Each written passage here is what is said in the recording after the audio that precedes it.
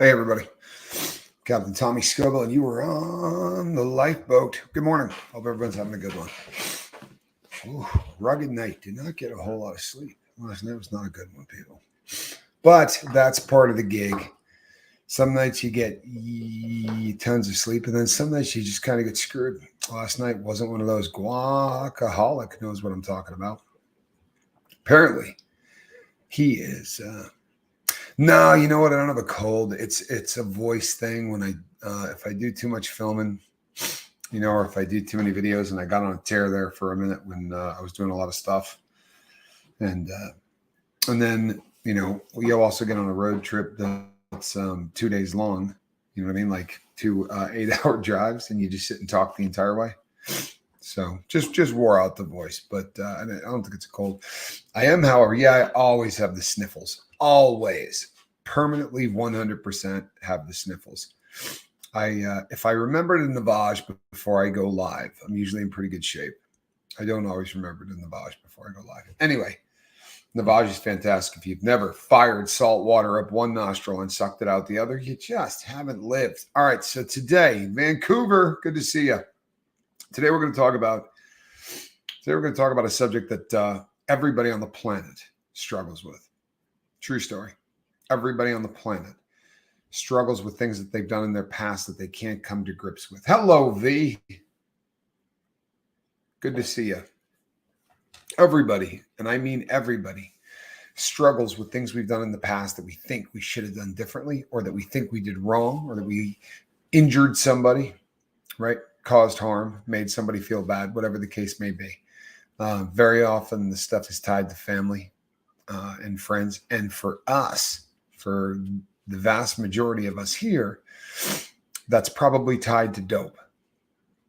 It's probably tied to drugs that you've done at some time in your life, because the bad decisions that we make, we don't make without some help, right? And for me, that was, heroin and opiates and speedballs and meth and all of the other drugs that I pumped into my system, but primarily, opiates. Primarily trying to take away pain was my get down. Good morning, Angelina. Good to see you. So, tell you a story. If you're new to the lifeboat, I hear that Sistromi helps clear the sinuses and restores your voice first thing in the morning. Worth a try. Thank you, Jeremy Shelton. See, that is a team player. See what I'm saying? Somebody that's there for you at 5 after 5 in the morning with a solid, well thought out, suggestion of how you can make your day better. I appreciate that, Jeremy. You're a solid cat. However, I'm probably going to hold off on it this morning. I got a can over there. Sadly, it's completely liquefied. There's nothing inside it except paste.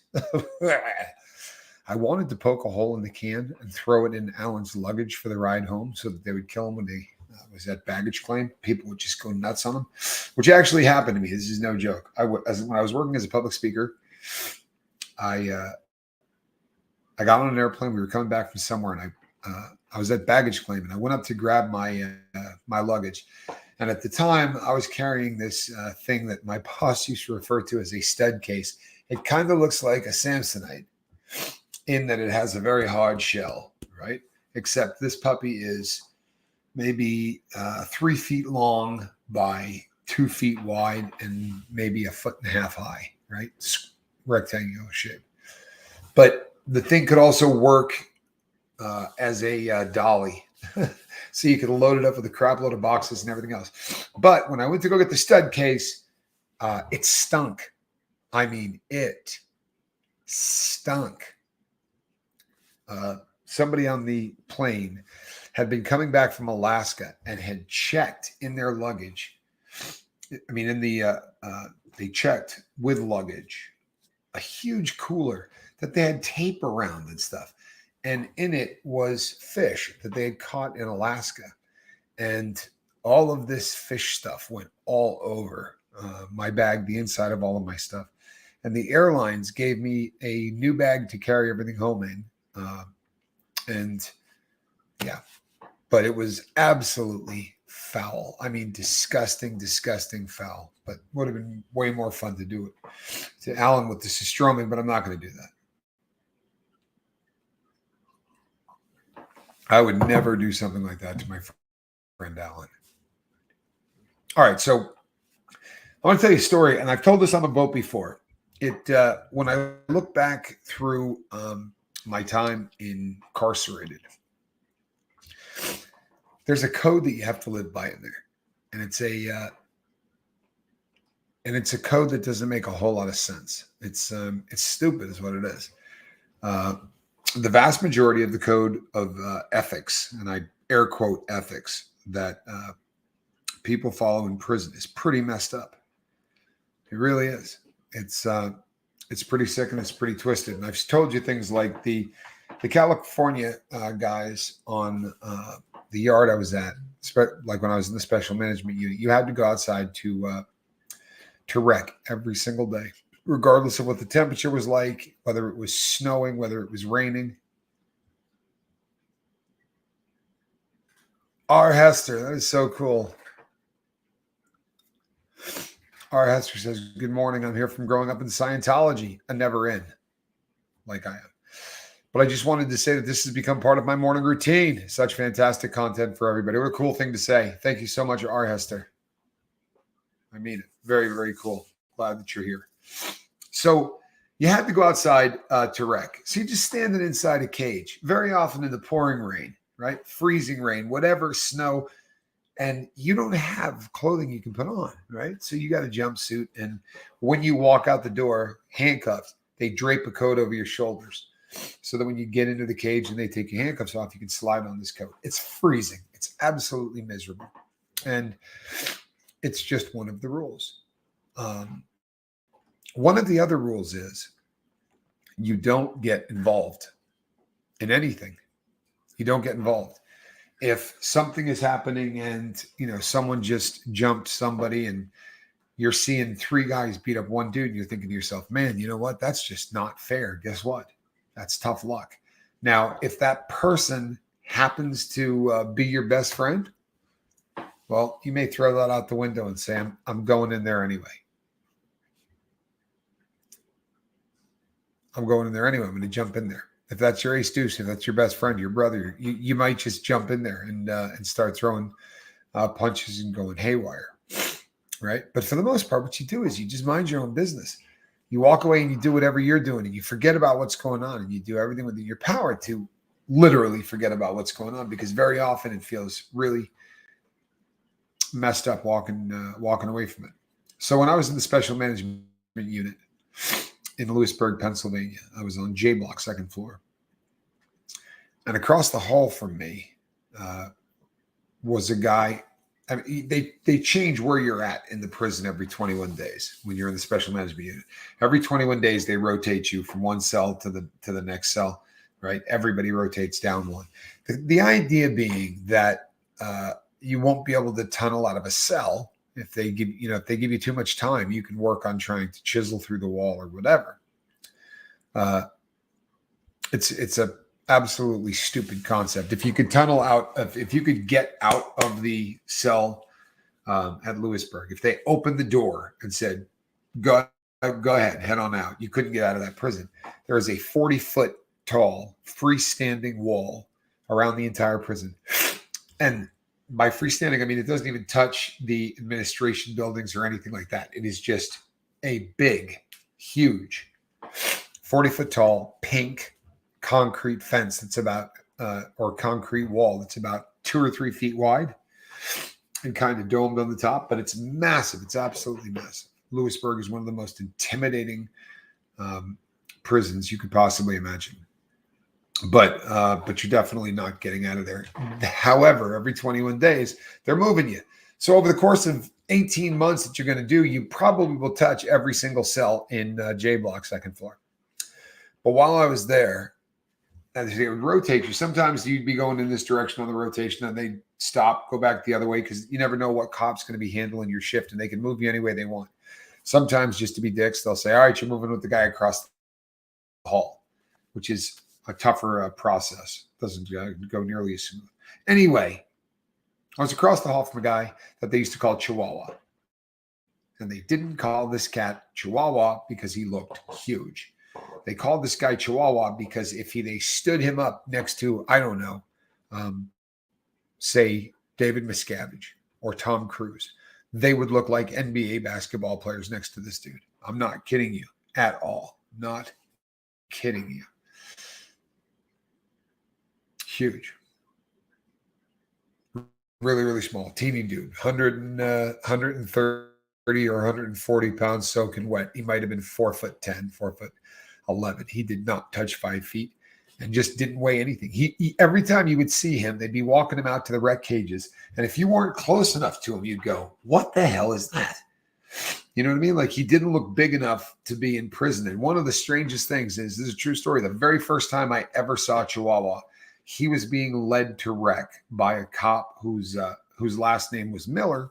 And I was born with the last name Miller, right? Pre-Scoville. So, you know, those things stick out in your head if you hear somebody that's got the same last name or whatever. But Miller, the cop, was like 6'7", right? And the first time I ever saw Chihuahua, Miller was taking him to rec. And normally they'll walk directly behind you. And if they're trying to guide you, they'll grab a hold of your handcuffs, right? These handcuffs are solid. They don't have a chain in between them. They're two. Really, Jimmy, there's the cuff and then there's just this solid thing between the two of them. So there's no movement. There's no nothing. Terribly, terribly uncomfortable handcuffs, by the way. Awful, awful handcuffs. But they will grab you and steer you around by them. Well, he couldn't do that to Chihuahua, right? Because he would have had to, squat something fierce.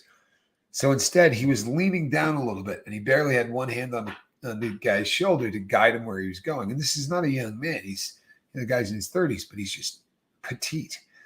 And as you look at this cop, like escorting this guy to the rec cages, and I'm looking from a distance, I'm like, it looked like bring your kid to work day. You know what I mean? This was the strangest thing I had ever seen on a prison yard. I was like, what the hell is that? Well, one day during football season, I found myself directly across the hall from Chihuahua.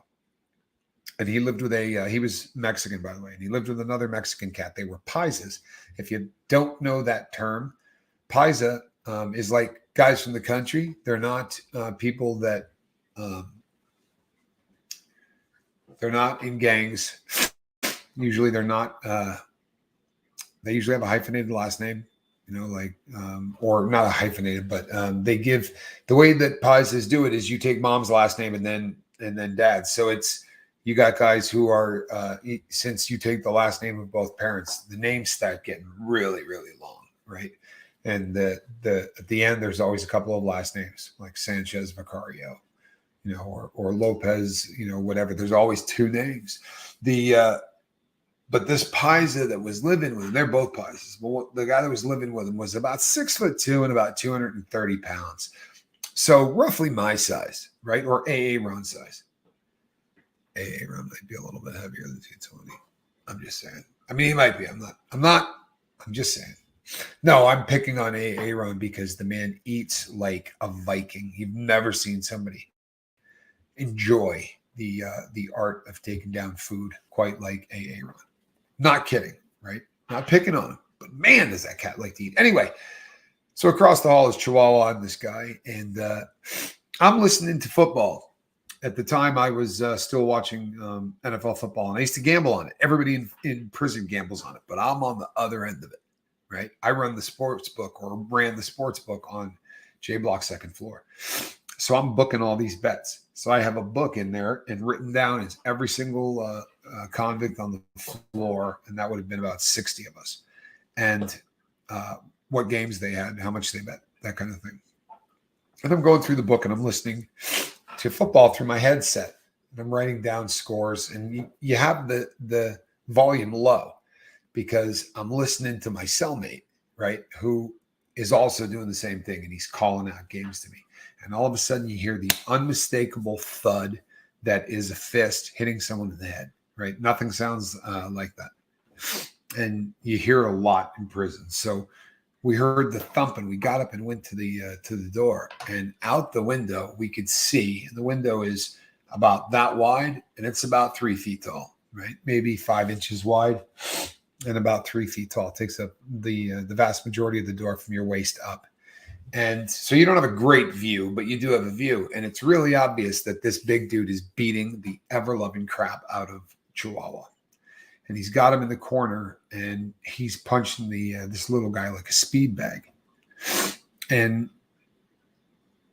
if we were in a day room, if you're out on a yard and you see somebody fighting, you walk by. You don't look at it. If somebody's fighting in a cell, you walk by, because they never see the fight. They see the people staring at the fight. And if you tip off cops by accident or otherwise to people who are in an altercation, you're going to be in deep crap. And that deep crap can go from, them disciplining you to, which are minor disciplines, up to getting your ass kicked or even getting thrown off the yard. Right. So you don't want to, normally you're not looking, but we're sitting there and there's our view. And Chihuahua went down, fell down. And we couldn't see him. But what we could see that was really obvious was that the bigger of the two gentlemen was stomping on him like you were trying to put out a brush fire. Just stomping on him with one foot. And the noise was horrific. It was just one of those sounds that will stick with you forever. Like someone dropping a pumpkin. It was a terrible, terrible sound. And I looked at my cellmate and said, we got to do something, And he said, what do you suggest we do? In a lot of prisons, you have a panic button, right? And if somebody's in a fight or whatever in the cell, or your cellmate falls down as a heart attack or anything, or you're feeling like you're going to have a heart attack, you can hit the panic button. And a cop will come to your cell within a minute or two, right? You'll get somebody up there pretty quick.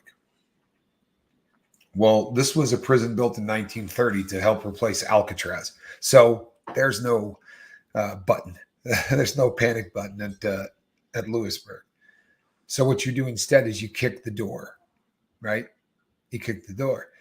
And the way you do it is you turn around and you put your back against it. You stand on one foot and you hit the door with the bottom of your foot, and you can do it with the one that's standing up, and you can do it really, really quickly, and you can do it really, really loud. And since the doors are metal, they reverberate to beat hell. And within a minute or two, you're going to get a cop up there. Sometimes people will begin to do it as well. Today is day 90 without booze screwing up my life. Great point from last night. 7th in the entire time I've known him has been in recovery. The entire time I've known him, he's been in recovery. And there has been one or two slips that didn't last but about, I prefer to think you've made it more than 90 days. However, congratulations on the last 97th. The participation trophy, the official participation trophy of the lifeboat. It's here for you, 7th. Well done, brother. Proud of you. I mean that too. No joke. Well done.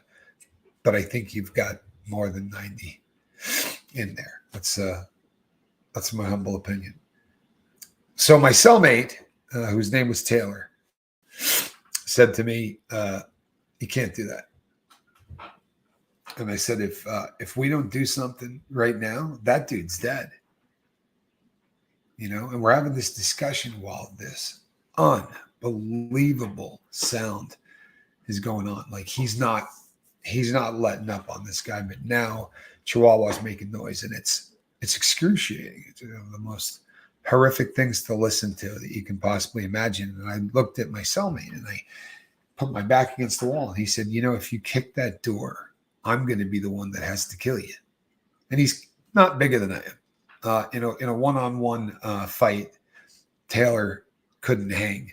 I probably had 75 pounds on him. I was way, way, way bigger than this dude.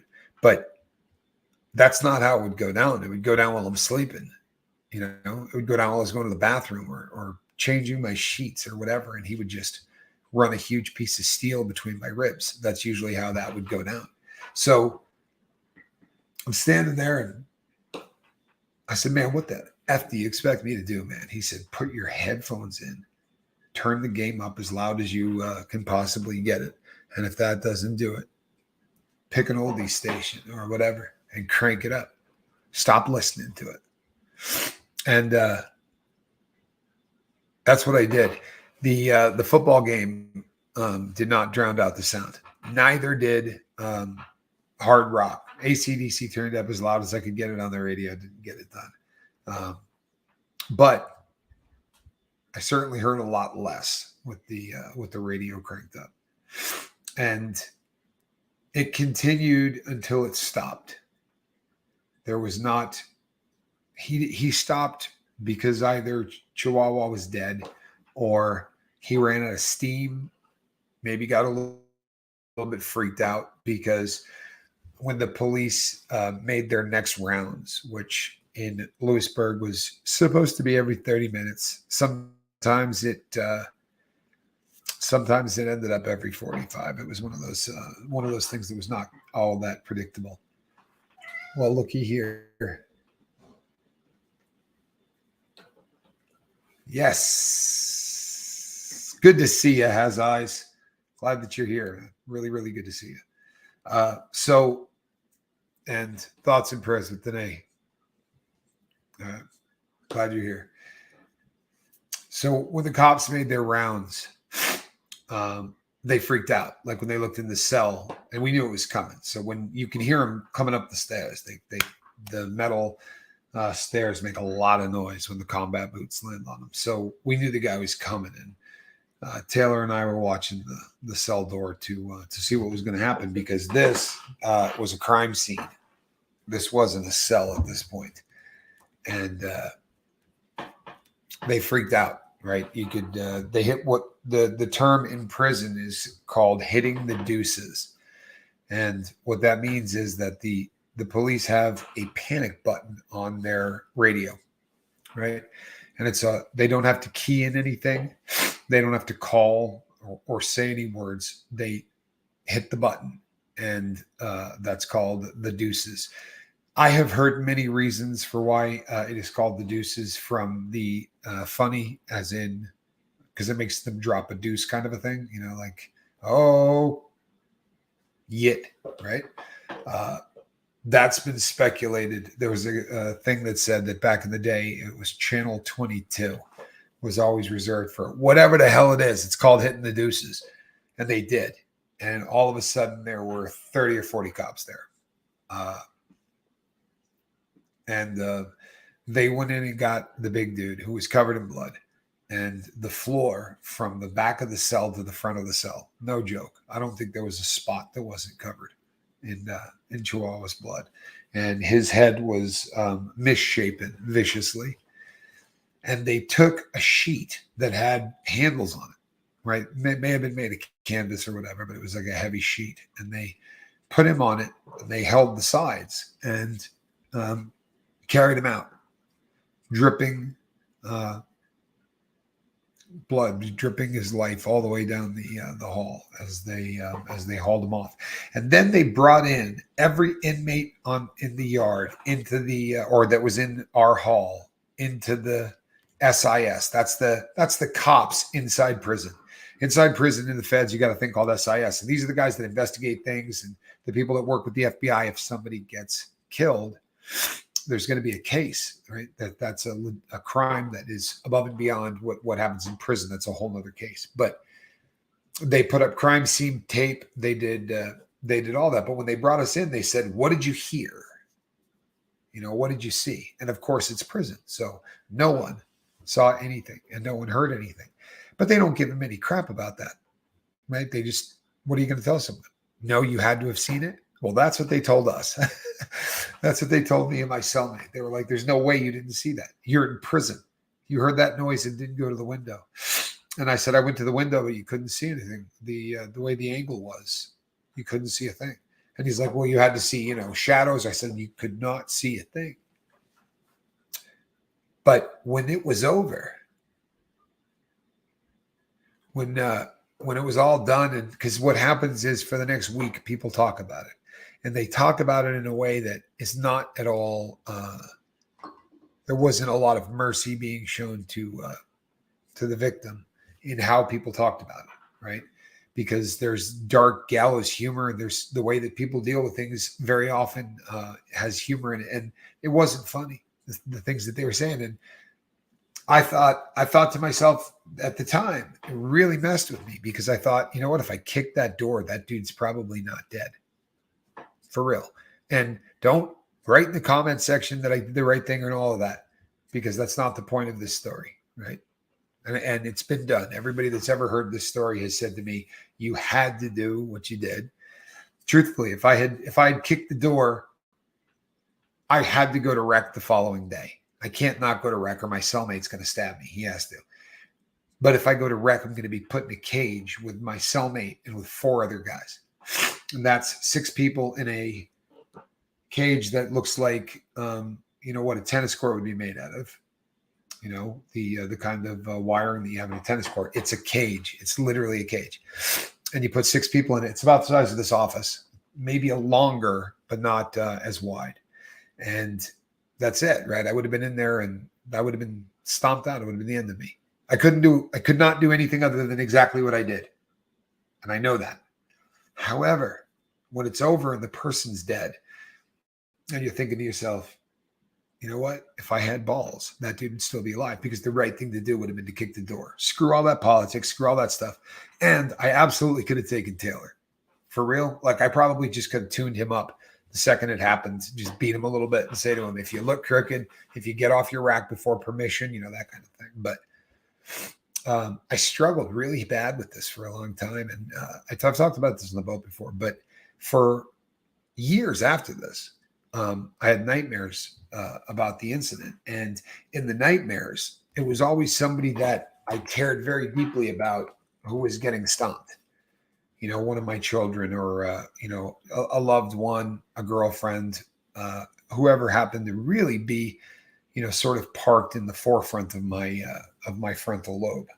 But it kept bringing me back to a quote that Shakespeare said, which was the brave man dies once and the coward dies 1,000 deaths. The right thing to do would have been to kick that door. I couldn't do it. I know I couldn't do it. But I walked away from there with guilt that was at a different level than I had ever felt. And it was odd, because normally the guilt that I felt was had to do directly with my family, because those are the people that I hurt the most when I was in active addiction.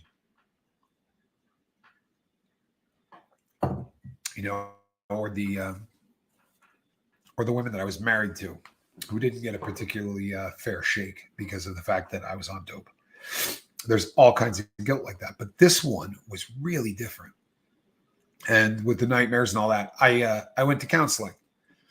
I went and I talked to I talked to a group of counselors, if you want to know the truth, but I just did one-on-one counseling for this. And they all told me the same thing. I mean, what could you do? There's nothing you could have done. I get all of that.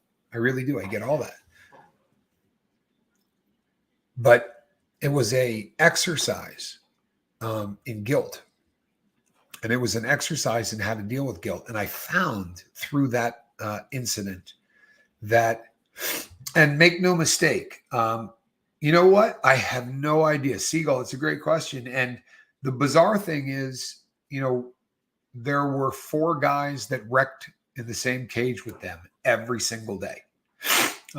They both played my sports book every single day. Like if there was college football or pro football going on, they were playing, and they were, always asking for the tickets a couple of days in advance. I was always in communication with these guys, and their people, their car, the Pises, were always in contact, and nobody had a clue what happened.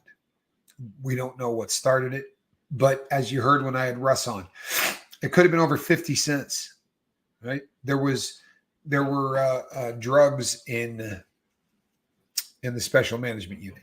They did not show up very often, and they were very, very, very expensive. There's the visiting at the special management unit. You go into a room, and 600 yards away, your loved one or your visitor goes into a room in a different part of the prison, and the 2 of you are on camera, and it would be like watching me now. But a person, my ex-wife flew out there twice for that. from the West Coast, because you don't see anybody, and you don't. When you're in there, you can only make one phone call a month, and it's you get one 15-minute call one day a month, and you don't have any control over when you're getting that phone. So it's really kind of a hit or miss thing. Everything there breaks you down. So I have no idea what he did, but it could have been over drugs. And I was doing dope at the time, but this was an exercise for me that was this was something that I really had to work on. The guilt from this really, really was an issue in my life. And I realize it makes no sense, right? Hindsight guilt is always the worst. I can relate on many levels. Well, this was really, really hard. And it required professional intervention.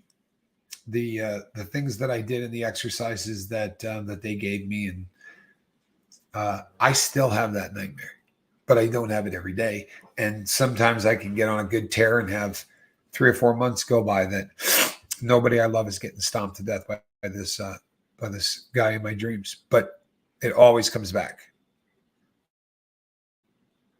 Right? It always comes back. But as this became the forefront of my attention, I spent a lot of time talking to Q about it. And I'll be honest, he didn't have any answers, and it's not his fault, right? There are things for which there aren't any answers, right? I know all the right things about that entire incident. It's all completely clear in my head, but it doesn't do a damn bit of good to understand all that on an intellectual basis, because it's going to do what it does to you, right? That's the deal. However, the things that I did to those I love when I was out on the streets are worse. I'm sorry, they really are. I don't know. I didn't know Chihuahua. I took his bets. Right? I took his sports bets, and he was the friendliest guy you ever would have wanted to meet in your life. Super, super nice guy. One day we went to store, and they were out of coffee, and that's bad when you're in a lockdown. You're locked down 24 hours a day. Coffee is really an essential, and I wasn't in his car. I was a white dude, but we were yelling to the guy that was delivering the store. What the hell do you mean there's no coffee? Right? They bring it to your door because you never leave. And we're like, there's no coffee. Of all the things to run out of, you run out of coffee. And we yelled at the guy, gave him some crap. And as he was walking away down the hall, a bag came sliding right underneath the door. And there was Chihuahua with a big smile waving at the door. He's like, don't worry about it. Get it next week, whatever. Really a nice guy. Not my fault. Doesn't make it any easier. But the stuff that I did when I was on dope, the stuff that I did for 3 decades, right? The account of that guilt is so much longer, and it's so much more personal. And you know what? I did wrong in those.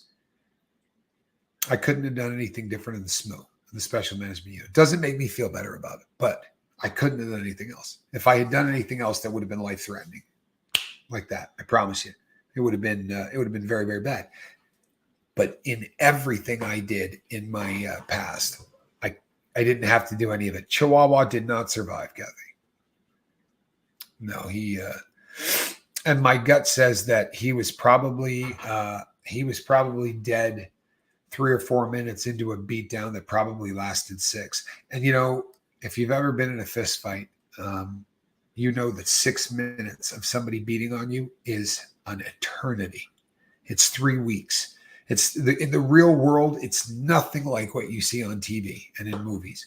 When a guy punches someone as hard as he can in the face, the guy does this one, and then he comes back. It doesn't happen like that at all. That's not how it goes down. If you get someone as hard as you can hit him, and you get him right on the button, there's an excellent chance that person is not getting back up. I mean, that's really how it goes down. And if by some chance it doesn't drop him, it's going to take a crap load of the sting out of him. Fights they don't last 40 seconds.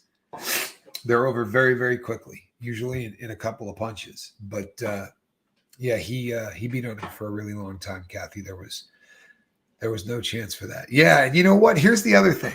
I remember when it was over and my cellmate said to me, for all you know, the guy's a piece of crap. He's like, you don't know what his paperwork is? He wasn't in our car, so we don't check the paperwork of people that aren't white. And he said, you don't know if the guy's got decent paperwork. You don't know anything about him. But you do instantly start thinking, he's probably a really great guy.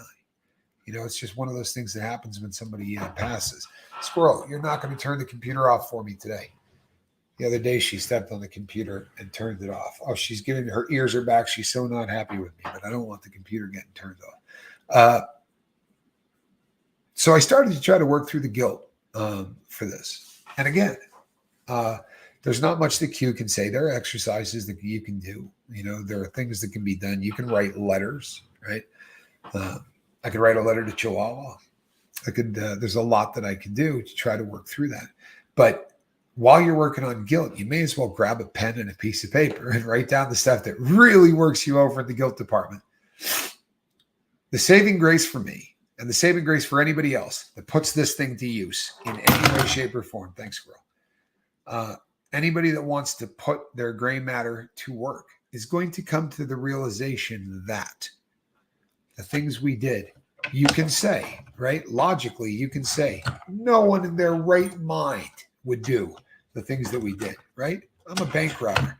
Nobody in their right mind walks into a bank and says, you know what? Give me all the money, top and bottom drawer. I want it right now. Give it to me, right? Nobody does that. Nobody in their right mind. And I wasn't in my right mind. For 3 decades, I allowed drugs to make decisions for me. I allowed drugs to rule my life. And that means sitting at the wheel, Captain Tommy not at the helm for 3 decades. I assure you, the person you're listening to now is not the person that watched Chihuahua get killed. The person you're listening to now bears almost no resemblance at all to the person that I was when I was using.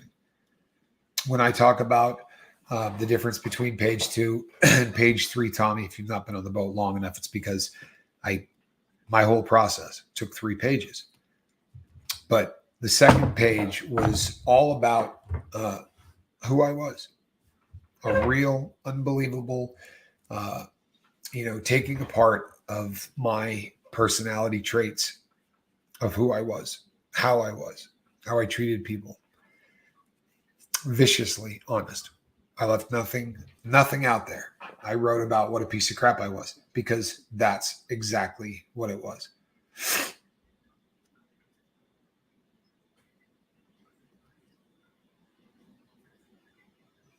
Valerie, I couldn't be a boxer either. It's and you know what? I've been in a lot of fist fights. I've met guys that tell me that they think fighting is fun and they enjoy it. And if there's any truth to that at all, like if you really do dig being in a fist fight, then you're probably not wired right. I'm just being straight.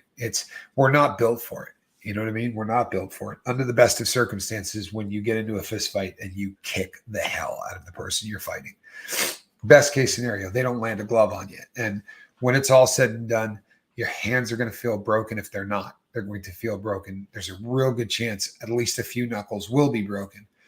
And then, if you don't throw up immediately afterwards, which happens a lot because what it does to your stomach, the vagus nerve really wreaks havoc. It's not fun. There's nothing cool about any of it. I have so much guilt for my mom's death last year. I can see it's all the things I had no control over now, but I still have so much guilt. Well, coming here and telling people that, coming here right now and saying I have so much guilt for my mom's death last year, I can see that it's all the things I had no control over now, but I still have so much guilt. You need to give that away. You cannot carry that guilt. And you know what? There's no reason to. I'm fairly confident, since we're having this conversation, that you didn't cause your mother's death, right? We're always going to feel guilt when on the scale of 1 to 10, right? We talk about putting things on the perspective meter. How bad is this really, right? On a scale of 1 to 10, with a 1 being somebody just cutting a line in front of you at the grocery store. They've got 14 items and the 10 items or less, right? That's a 1. What just happened to Hope Between the Dreams is a 10.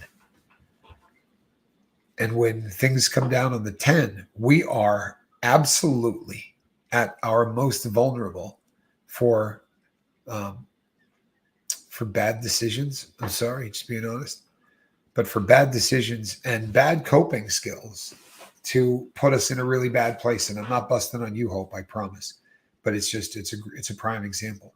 If we don't go through the grieving process and we don't do it correctly, what tends to happen is these things become very unhealthy motivators in our life. It is hard, Hope, and I get that it is. And I'll tell you something. Let me tell you, I don't say I get it. It's not something I say a lot. In spite of the fact that I've done every dope, known to man, I've been addicted to a lot of them. I don't go through that, oh yeah, I know what you're going through thing. Because you never know what anybody's going through. But I can tell you this, that I was in prison for the end of my father's life. And my dad wasn't just my dad, he was my best friend. And I was incarcerated. I got out of prison in October and he died in February. But I was at a halfway house, slammed and locked down because of the C+ math, the mask stuff. And I wasn't allowed to go and hang out with him. I Skyped with him every day and we talked and it was cool, but I wasn't allowed to go see him. And the guilt from that when he passed was overwhelming. It was absolutely overwhelming. But I got out a piece of paper and I got out a pen and I journaled about it. And I journaled about, what was causing the guilt. And I wrote down everything that my dad said to me, because when we talked the last day that he was alive, he said to me, this is the last time we're ever going to speak. I'm not going to be alive tomorrow. And I said, don't say crap like that. It's stupid. He said, no, I'm totally cool with it, but I'm not going to be here tomorrow. My dad knew. He talked to everybody, called all the kids. He knew it was his last day on earth. But I'll tell you something. When I started to journal about it, I really started to write about it, something occurred to me that was incredible. And it never would have happened if I wasn't putting pen to paper. And I've talked to people in the family about it since then. But I'm 100% convinced that my dad hung on. And I think it took great effort. But I think my dad hung on until he believed he didn't have to worry about me doing dope. One of the last things he said to me was that he said, you know what, for the first time, he said, I really believe you're never going to do that again. I believe that that's over. And that was it. That was it. And then he passed. I really struggled with that guilt, the guilt of not being there and not taking care of him. 3 weeks after diagnosis, Hope says, it was a very rare cancer, she writes. And she was gone 3 weeks after diagnosis. My Lord, you know what? I've speculated about this, and maybe it's because of the number of people that I end up talking to who have lost people. But there's a lot of speculation about whether that is worse than the person that gets diagnosed and does chemo and radiation and holds on for 11 months or 12 months. Sometimes I think that, especially with cancer, it's there are times where maybe it's a real blessing that it's over in 3 weeks. I'm sorry that it happened, but the less suffering, the better. I'm not a big fan of the suffering thing. And 3 weeks doesn't give you a lot of time. I can see where that would crunch the timetable of what normally would happen into a much shorter period of time. But my heart goes out to you. Sorry for your loss. I mean that. You, as an addict in recovery, one of the most difficult things that you have to do, and one of the things that is probably the most important thing that you have to do, is come to grips with the fact that there are things that you do that you're not responsible for. Before you bombard me with emails, I am responsible for everything that I ever did in my life. I take full responsibility. I did my time. I paid my debt to society, right? I went through all of that jazz. But I was not in control of who I was at all. If I do something these days that hurts somebody, I keep real short tabs, if at all possible. I really try not to get myself put into those situations, because you know something, when you hurt people, sometimes you can't fix it. Sometimes no matter what you do, you can't come back and make it right. And it's a difficult thing. Forgiving yourself is very high on the list of things that have to happen if you want to have a happy and a productive life. And one of the things that freed me more than anything was the realization that heroin was writing checks that I couldn't stop it from doing. And I was forced to go cash those. If heroin said jump, I did. I got so far off the rails that my soul was damaged. And for a long time, I thought beyond repair. You know, our soul takes a hit, people. It really does. Hope says, yeah, my mom knew too. End of life is amazing and heartbreaking simultaneously. Thank you. My heart goes out to you too. All of your losses. Thank you so much, Hope. Hope you really got to take pen and put it to paper, and you got to journal about this. If you sit down and you begin to journal, you will find that you're going to write things down and go, "Well, this doesn't make any sense, right? Why am I feeling guilty about this?" This is something that you really need to think about a lot, especially when you find yourself in this kind of position, right? Any of us that are struggling with something, when we sit down and we begin to journal, a lot goes on. Our eyes become engaged with staring at the page, right? You could smell the paper as you start to write. You can literally smell the ink. All of these things start to bombard your senses, right? And then you have to kick on that higher functioning part of your brain, right? To take the thought and get that thought put together into something cohesive, and then send the message down the shoulder to the hand to make that message, right, get put into a format where people can read it. All of that happens, right? And as all of those things are coming together, it is making you engage parts of your brain that you're never going to engage if you just sit on a chair and think about the exact same problem. You understand? Two really different things happen. You go sit on the couch and just think about what you're doing, and there is going to be very little of that brain that is engaged. Take the same situation and sit a person down and have them start journaling what it is that you're thinking about. And with all of the different parts of the brain that do different things that you've got engaged at once, you have got your best chance for success. For success in working through what's going on and actually getting it into some kind of an organized situation where it makes sense to you. Journaling is huge, people. There's no way I can do enough screaming about how important it is that you start writing down things every single day of your life. If a day goes by that you're not putting pen to paper, then you're not going to reach the top of the level of success that you were born for. Plain and simple, you're not. You're not. Go find me some successful people that don't journal. You could write a book called Successful People That Don't Journal. It would take you about 6 minutes to write. Oh, they're out there. You hear people say, no, I don't do it. It's so damn rare. It's incredible. You cannot be successful if you don't journal. You can't. You say, well, sure you can. No, you can't. I mean, you can do fine, but you're not going to get to where you were supposed to. You're not. You can't organize your thoughts the correct way. You're not writing down what your goals are, what you're willing to do to achieve them. If you're not writing those things down, then you're leaving stuff on the table. I promise you. Ned and Coco Speed Shop. Thank you so much, Ned and Coco Speed Shop. I can't tell you how much I would like to know a hell of a lot more about the Ned and Coco Speed Shop. Tell me that doesn't sound cool. I'm envisioning bolt-on stuff to make cars go way, way faster. That's the always fun. Always fun. Admittedly, I like fast cars far more than I should. On the bright side, I absolutely completely quit driving fast a long time ago.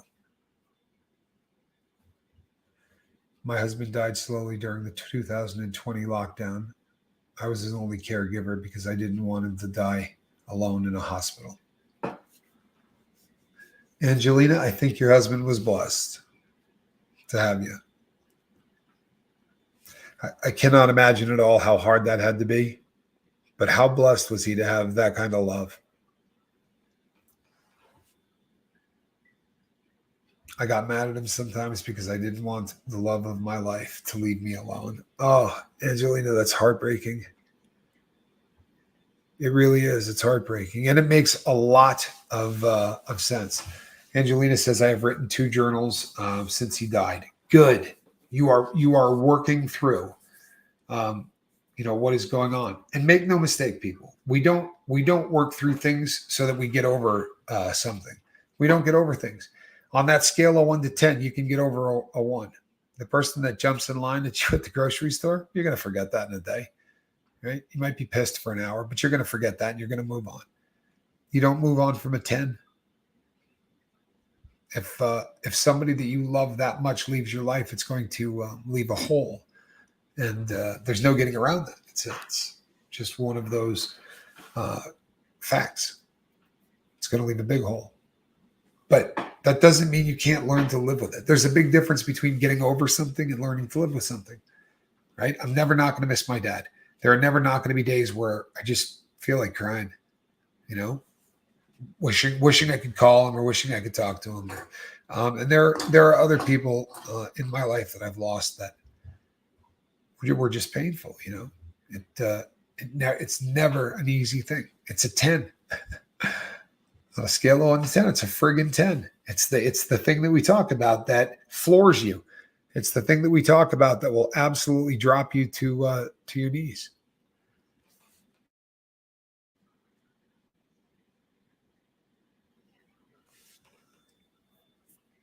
Sorry.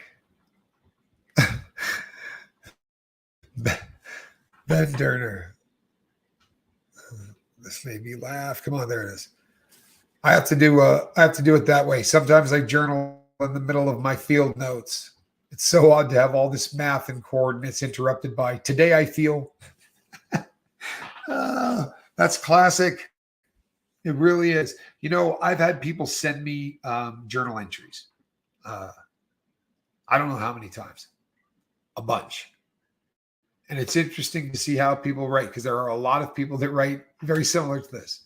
Today I feel, or today at work this. I tend to not write that way. It's always fun to read how other people do it. I concentrate really, really heavy on how I feel. When I'm journaling, I start usually off with if it's an incident that made me feel a certain way, I will start with the incident. Today I was talking with so-and-so who said this, or today somebody sent me just a hateful email that said this, or a comment or whatever. But I journal about the feelings. It's the what happened stuff is usually pretty short, but but it always starts out with just a quick little here's what happened. ZW, thank you so much. Zenwen, Arizona. I appreciate you, hon. I really do. And here are my thoughts and prayers, ZW. We're the lifeboat, people. If you there's 5,930 something people on the boat. If I had to guess, I'd say about 85% of us have some health issues. So the getting old in general is not for the faint of heart, right? Getting old sucks, but it beats the alternative.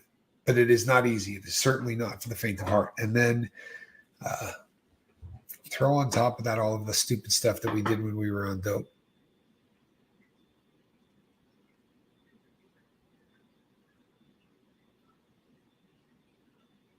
Sorry. Using seized up my ability to journal, which broke my spirit even more. Gypsy Daisy. Boy, is that genius. You hear that, everybody? That's an epiphany.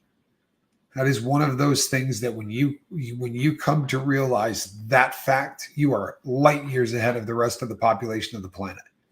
Using seized up my ability to journal, which broke my spirit even more. Brutal. Absolutely, that's what it does. Absolutely, that's what it does. And if you stop journaling, you are going to damage your spirit, especially if you've done it already. It's bad if you've never journaled. It's horrible. It really is. But if you've been somebody that's done it and you stop, oh Lord, please start back up. Please, as fast as possible, because it's going to put you in a really, really tough position if you don't. I assure you. You will end up in a tailspin. The good news is it is very easy to start again.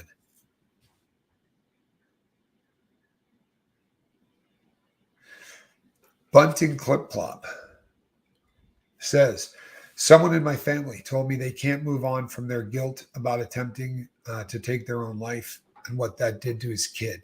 I didn't know what to say. If that had been one of my friends, and you never know the entire situation or how well you know them or how tight you are.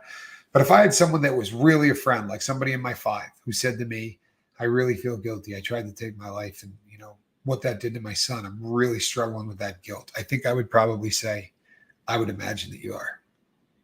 I would imagine that you're struggling with that guilt. I can't imagine how much guilt you have to be feeling for trying to take your own life, primarily because of your kid. And please understand that your kid thinks, you don't love me enough to stick around. Of course, you're going to feel guilty. And with all due respect, you probably deserve a little of that guilt. However, it doesn't mean you can't move on from this. It doesn't mean that you can't learn to live with this. But I would say that communication between he and his child is going to be the key to this. That would be my personal opinion, is that he better start having a lot of very healthy communication with that kid, because it's going to go one of two ways. He is either really going to communicate very well with his son, or he's going to stop communicating with his son. And if he stops communicating with his son because he feels guilty or uncomfortable, he'll end up trying again. And he may be successful the next time. But my advice to him would be that this is really, if someone said to me, you know what, I feel so guilty because of what, I would say to them, please tell me that you had this conversation with your son before you had this conversation with me. Before you took the time to tell me that you feel guilty, please tell me the time that you took the time to tell your son that you feel guilty, because that really is key. Thank you, Tommy. Thank everyone. This community is helping me more than you know. Angelina, I am so happy by that. I really am. It's the goal of what we do here. So anytime that we hear this, whether it's me or Heather or anybody associated with the lifeboat, and when I say anybody associated with the lifeboat, it's because there are dozens and dozens of people who think that this channel is theirs. And that's friggin' awesome. I'm not complaining about that. There are times that's hard because I have to run it. And people don't always agree with the decisions that I make. But the fact that people love it enough to be emotional about it is that's winning the lottery. I'm lucky. I'm very, very lucky. But I'm so happy that this is working for you, Angelina. I really am. Mojo says, you guys are such an amazing group of people. The space that all of you create together with Tommy amazes me every time I catch a live session. You know what? It's so true. This group of people is incredible. We're blessed beyond measure, and that's everybody. We really are. Hey, New Zealand, how you doing, brother? Andrew, good to see you. Glad that you're here. So today,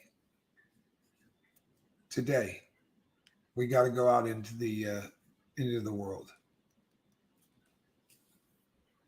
Today we got to go out and we got to deal with people, and we got to live, and we got to go into the world, right? And be among normies and users and everybody else in the real world. We're going to have to go, and we're going to have to get ourselves out there. Please do me a favor. If you want to stop feeling guilt, start writing things down in journals, right? I said, if you write things down in a journal long enough, you're going to unpeel the onion to the point where you're going to get to the underlying issue of why you did dope in the first place. You have heard me say this. Okay. If you're suffering with guilt and you journal, you're going to write down everything that you need to know about why the guilt is tearing you up. And more than likely, you're going to write down what you need to do to fix it. You say, no, I'm not. Oh, yeah, you are. I promise. It'll be in there. You have to go back and read it. You got to read your own stuff, right? You don't journal to let it sit there. You journal so that you can go back and read it, because when you start reading it, amazing things will happen. I will start journaling again today. Thank you. How cool is that? My work here is done. All right, everybody. I'm Captain Tommy Scoville. We will see you next time on the Lifeboat. God bless.